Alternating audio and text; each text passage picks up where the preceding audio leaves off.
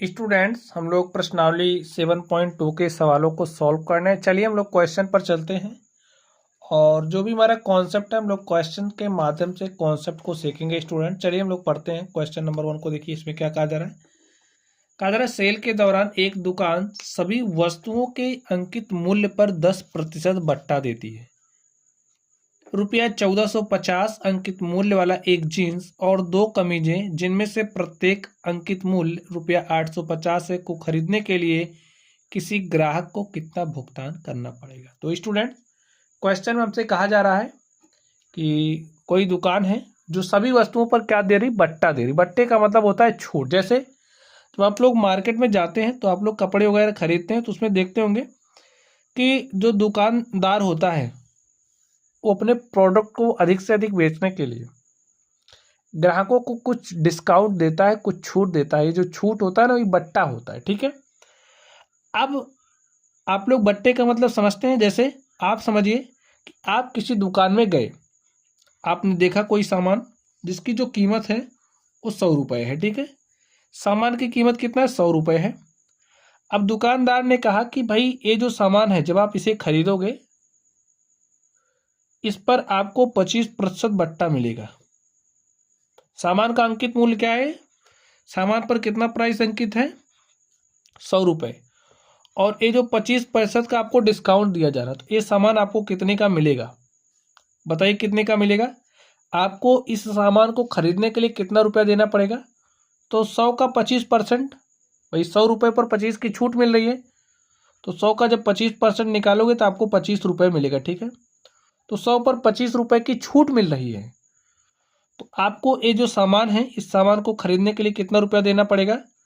100 में से आप 25 घटा दोगे, क्योंकि 25 रुपये की तो आपको छूट मिल गई, तो सामान कितने का मिलेगा, आपको 75 रुपये का मिलेगा। आप लोगों ने बात समझ लिया होगा। चलिए इस प्रश्न को हल करते हैं।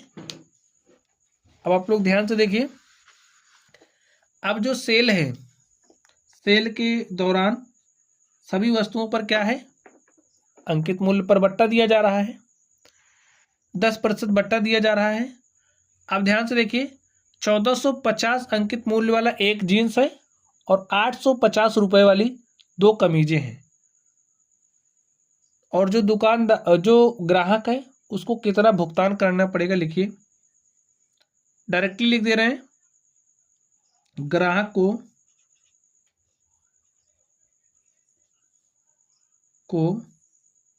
ग्राहक द्वारा की गई भुगतान राशि। ठीक है, द्वारा की गई भुगतान राशि क्या हो जाएगी स्टूडेंट्स। अब आप लोग इस बात को ध्यान से समझिए। 1450 रुपये का एक जीन्स है, ठीक। अब 1450 क्या है, अंकित मूल्य है। इसमें से जो डिस्काउंट 10% है वो घटा दीजिए। तो 1450 का 10% डिस्काउंट है, 10% हटा तो बटे में 100 हटा। कुछ इस तरीके से जीन्स के लिए ग्राहक को इतने रुपए देने पड़ेंगे। फिर जोड़ लीजिए। अब 2 कमीजें हैं ना, कमीजें 2 हैं इसलिए हम 2 से गुणा करेंगे। ठीक है। अंकित मूल्य कितना है, 850।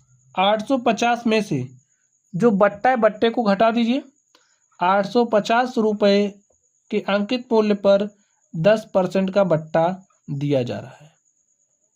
आप अलग अलग निकालते, हम एक ही साथ निकाल दे रहे, कोई दिक्कत नहीं है। सॉल्व कर लीजिए आप इसको। यहाँ पर लिखिए 1450 माइनस, देखिए 0 से 0 कैंसिल हो गया, तो यहाँ से 145 आ गया, प्लस 2, यहाँ पर लिखिए 850 माइनस 0 से 0 कैंसिल हो गया, यहाँ से 85 रुपये। ठीक है। एक टी शर्ट पर आपको 85 रुपये की छूट मिल रही है, एक जींस पर आपको 145 रुपये का छूट मिल रहा है। ये 1450 में से 145 घटाना, घटा दीजिए। 10 में से 5 गया, 5 आ गया, और 4 में से 4 घटाया हमने, 0 आ गया। यहाँ पर 4 है, 4 में से 1 घटाया तो 3 आ गया, और यहाँ पर 1, 1305 प्लस यहाँ से घटाइए, 10 में से 5 गया, 5 आया, और यहाँ पर बचा कितना, 4। तो यहाँ से उधार लेकर के आएंगे 14, 14 में से 8 गया 6 और यहाँ पर बचा क्या 7, 2 से क्या हो रहा है मल्टीप्लाई, लिखिए 1305 प्लस 2 पंचे 10 के शून्य हासिल 1, 2 छंगी 12, 13 के 3 हासिल 1, 2 से 14 1 15, जोड़ लीजिए 5 आ गया, यहाँ से 3 आ गया, 5 3 8 आ गया, 1 1 2, तो 2835 रुपये। ठीक है, अब किसी ग्राहक को एक जीन्स का पैंट और 2 टी शर्ट खरीदने पर कितने रुपए का भुगतान करना पड़ेगा? 2835 रुपये का। यही हमारा क्या हो गया? आंसर हो गया। अब आप लोग जब दुकान पे जाना तो अपना हिसाब खुद करना, ठीक है? कहीं दुकानदार आपसे ज़्यादा पैसे तो नहीं ले रहा, आप लोग ऐसे कैलकुलेशन कर लेना। चलिए हम लोग अगले प्रश्न पर चलते हैं और देखते हैं हमारा अगला प्रश्न क्या है। तो स्टूडेंट्स क्वेश्चन नंबर 2 को आप ध्यान से देखिए, इसमें क्या कहा जा रहा है, आप लोग क्वेश्चन को पढ़िए। एक टेलीविजन का मूल्य 13,000 है, इस पर 12% की दर से बिक्री कर वसूला जाता है। यदि विनोद इस टेलीविजन को खरीदता है तो उसके द्वारा भुगतान की जाने वाली राशि में बतानी है। चलिए लिखते हैं सॉल्यूशन। अब जो टेलीविजन है, टेलीविजन का मूल्य कितना है? 13,000, लिख लीजिए। टेलीविजन का मूल्य बराबर है 13,000 और इस 13,000 के टेलीविजन पर 12% की दर से क्या देना पड़ रहा? बिक्री कर। तो लिख दीजिए बिक्री कर की दर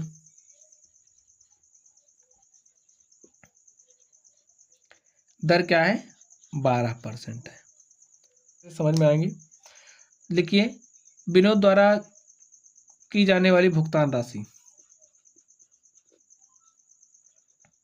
द्वारा भुगतान की जाने वाली राशि, यहां पर आप लोग ढंग से समझ लीजिए।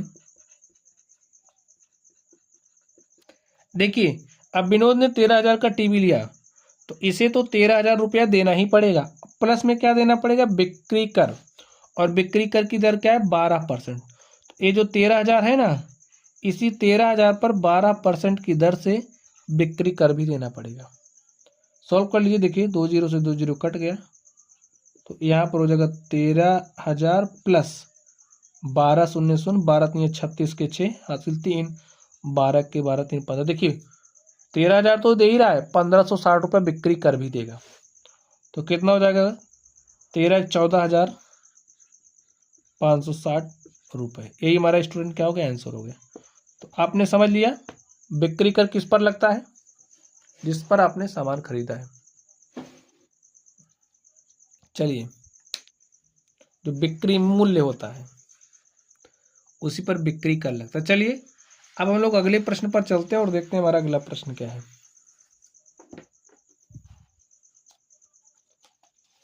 अगले प्रश्न को स्टूडेंट्स आप लोग ध्यान से देखिए, उसमें क्या कहा जा रहा है। अरुण एक जोड़ी स्केट्स किसी सेल से खरीद कर लाया जिस पर दिए गए बट्टे की दर 20% है। ठीक है, अब अरुण है, उसने कोई कहीं सेल लगी थी, वहाँ से 20% की छूट पर एक स्केट्स लेकर के आया जो पहिएदार जूता होता है। यदि उसके द्वारा भुगतान की गई राशि रुपया 1600 है, देखिए भुगतान की गई राशि में दिया गया है, तो अंकित मूल्य हमें निकालना है, यानी कि जो स्केट्स था उस पर क्या मूल्य अंकित था हमें बताना है। ठीक है, चलिए हम देखते हैं और सॉल्यूशन इसका क्या होगा। हमें क्या बताना है? अंकित मूल्य, यानी कि जो स्केट्स है उसका जो अंकित मूल्य है वो हमें बताना है। तो हम मान लेते हैं जो अंकित मूल्य वो क्या है? एक्स है, एक्स रुपया अंकित मूल्य है। ठीक है, डिस्काउंट कितना मिल रहा है? छूट कितना मिल रहा है? बट्टा कितना मिल रहा है? तो स्टूडेंट जो हमारा डिस्काउंट होता है, जो बट्टा होता है उसे डी से दिखाते हैं, डी हमारा है 20%, और उसके द्वारा भुगतान की गई राशि कितनी है? लिख लीजिए भुगतान की गई राशि कितना है? 1600 रुपये है। अब आप लोग ध्यान से देखिए, ध्यान से देखिए, भुगतान की गई राशि में दिया गया है और जो हमारा बट्टा मिलता है वो अंकित मूल्य पर मिलता है। अब आप लोग ध्यान से देखिए, जो हमारा अंकित मूल्य है,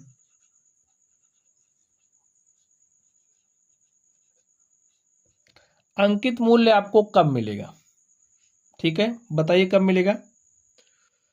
जो भुगतान की गई राशि है,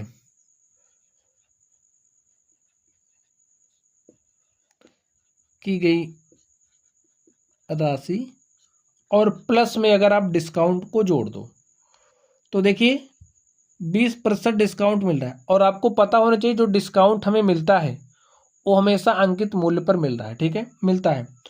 तो हमने अंकित मूल्य को x माना है, तो x पर हमें 20% का डिस्काउंट मिल रहा है और प्रतिशत हटा बटे में 100 हटा। समझ गए बात? अब जब आप भुगतान की गई राशि, आपने जितना रुपया भुगतान किया, भुगतान की गई राशि में जितना छूट आपको मिला है उस छूट को जोड़ोगे तो अंकित मूल्य ही आपको प्राप्त होगा। तो फॉर्मूला आप लोग समझ गए। चलिए, अंकित मूल्य को हमने x माना है और भुगतान की गई राशि कितना है? 1600 है। और यहां से देखिए 0 से 0 कट गया, 2 के 2, 2 पंचे 10, तो x बटे में 5 मिला यहाँ पर। ठीक है, x बटे 5 आप इधर लेकर के आइए तो x माइनस एक्स बटे 5 बराबर हो गया 1600। 5 एक के 5, x में से एक x घटा तो हमारे पास क्या आ गया? 4x बटे में 5 बराबर 1600। देखिए काटिए, 4 एक के 4, 4 चौके 16, तो 400 आ गया। x का मान क्या आ गया? 400 गुणे में 5 और बराबर कितना हो जाएगा? 2000 के। जो अंकित मूल्य है, भाई हमने अंकित मूल्य को x माना था और हमें अंकित मूल्य बताना था, तो अंकित मूल्य क्या आ गया? 2000 लिखे आता है।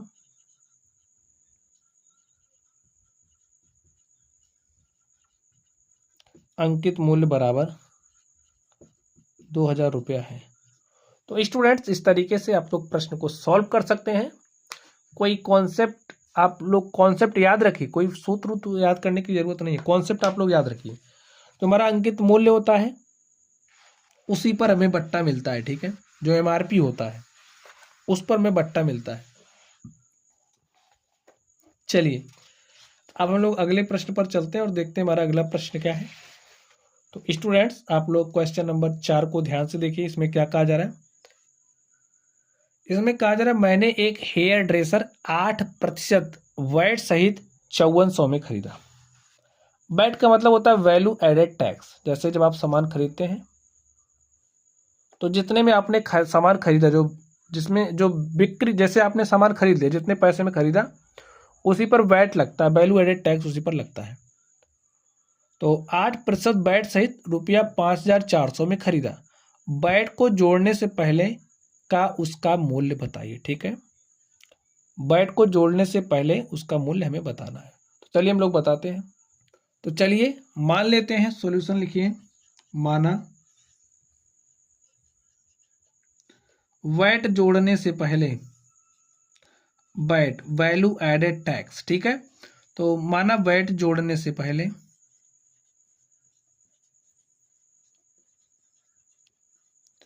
पहले का मूल्य कितना? x रुपए है। वैट जोड़ने से पहले जो मूल्य था x रुपए है। अब इस x रुपए पर, ठीक है, वैट जोड़ने से पहले x रुपया था। और देखिए ध्यान से आप लोग कॉन्सेप्ट को समझिए, x था, वैट जोड़ने से पहले ये था और इस पर 8% का वैट जुड़ा। तो भाई x पर 8% का वैट जुड़ा, इस राशि पर 8% का वैट जुड़ा और वैट जुड़ने के बाद जो सामान है वो कितना है? वैट सहित जो सामान है उसका मूल्य कितना है? 5400। देखिए हमें दिया गया है 8% वैट सहित जो हेयर ड्रेसर है, ड्रॉयर है, उसका मूल्य कितना है? 5400। तो भुगतान से पहले हमने राशि निकाली और इस पर 8% वैट हमने जोड़ा, तो 8% वैट जोड़ने के बाद मूल्य क्या हो रहा है? 5400। बन गया ना सोल्यूशन। कैसे करना आपको? लिखिए x प्लस 4 से काट दीजिए, तो 4 दूनी 8, 25 में 100, तो हो गया 2x बटे में 25 बराबर 5400। तो 25 एक के 25, 2 27, ठीक है, बटे में 25 बराबर 5400। 27 एक के 27, 27 दूनी 54, 27 शून्य शून्य, 27 शून्य शून्य, इस तरीके से हुआ। तो हमारा x बटे 25 बराबर आ गया 200 के। x किसके बराबर हो जाएगा? 200 गुणे में 25 के। 25 शून्य शून्य, 25 शून्य शून्य, 25 दूनी 50। तो जो x का मान है वो कितना आ गया? 5,000 रुपये, ठीक है। तो जो x है कितना आ गया? 5,000। तो x हमारा था क्या? बैट जोड़ने से पहले का मूल्य। तो लिखिए आता है बैट को जोड़ने से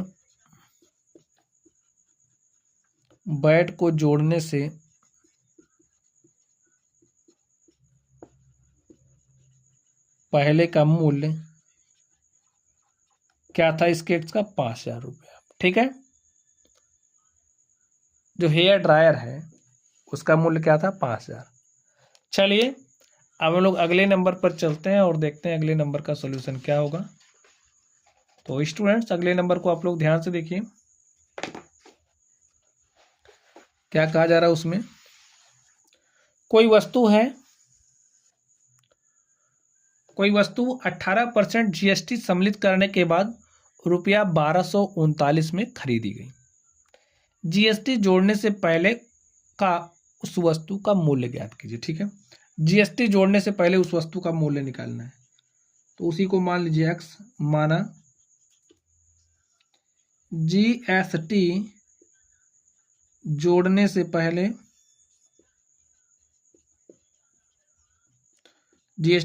पहले उस वस्तु का मूल्य, जीएसटी जोड़ने से पहले उस वस्तु का मूल्य हमने क्या माना? x रुपया है। अब आप लोग ध्यान से सुनिए, जीएसटी जोड़ने से पहले सामान्य का मूल्य x रुपया है, ठीक है। अब भाई इसी में जीएसटी जोड़ दो। जीएसटी कितना लग रहा है? 18%। तो भैया अगर आपके पास x रुपया का सामान है, x रुपया के सामान पर 18% जीएसटी लग रहा है, तो जीएसटी सहित मूल्य क्या हो जाएगा? x प्लस x का 18%, यही तो होगा, x का 18%। भाई जब आपके पास जो वस्तु है उस वस्तु का मूल्य x है और x पर 18% का जीएसटी होगा, तो जीएसटी सहित मूल्य क्या हो जाएगा? वो हमें दिया गया, देखिए 1239 है जीएसटी सम्मिलित करने के बाद। बस सॉल्व कर लीजिए, हो गया काम आपका। तो x का 18% प्रतिशत हटा, का मतलब गुणा, प्रतिशत हटा तो बटे में 100 हटा। लिखिए 1239 x प्लस 18x बटे में 100 इज इक्वल टू 1239। सॉल्व करिए, काटिए, देखिए किससे कटेगा।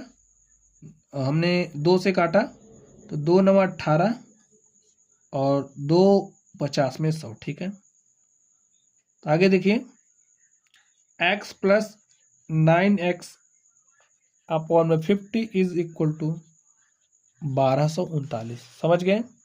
हर बराबर करके जोड़ना तो आपको पता ही है। 50 से यहाँ पर ऊपर नीचे गुणा करेंगे तो 50x प्लस 9x बटे में 50 बराबर हो जाएगा 1239 के। देखिए 50 9 कितना हो जाएगा? 59। x बटे में 50 बराबर 1239, ठीक है स्टूडेंट। अब आप 59 से 1239 को काट दीजिए तो कितनी बार जाएगा?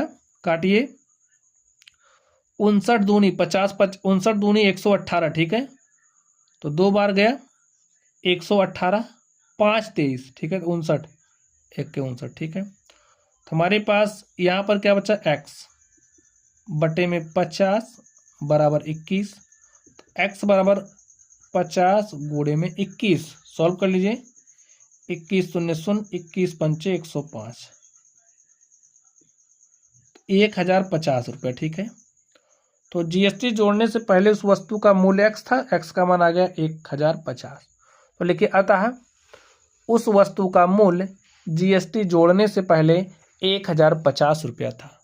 ठीक स्टूडेंट, बात समझ गए आप लोग? कैसे प्रश्नों को सॉल्व करना है, ये टेक्निक भी आप लोगों ने समझ लिया होगा। तो चलिए आप लोग पढ़ते रहिए। अगर आप लोगों को कोई भी डाउट हो तो आप लोग अपने डाउट को कमेंट बॉक्स में शेयर करिएगा। वीडियो पसंद आए वीडियो लाइक करना है, आपको चैनल को सब्सक्राइब कर लेना है। तो चलिए आप लोग पढ़ते रहिए। Thank you.